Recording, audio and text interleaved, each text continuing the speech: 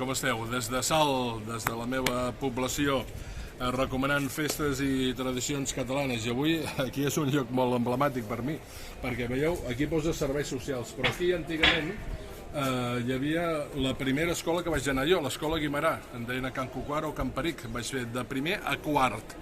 I bé, molts de records, allà fins i tot hi havia la pastisseria Reverter, salutacions a la Rosa, a la Rosa Reverter, i també famós el bar Indalo.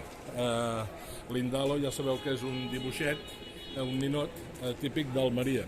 Bé, no us ha d'estranyar que hi hagi un bar amb símbol o temàtica d'Almeria, perquè tot això d'aquí abans eren camps i a partir de la dècada dels 70 es va començar a edificar gràcies a la immigració andalusa, extremenya, murciana, que va tenir Salt, i llavors molts andalusos van conservar les seves tradicions, no? L'Indalo és un símbol d'Almeria.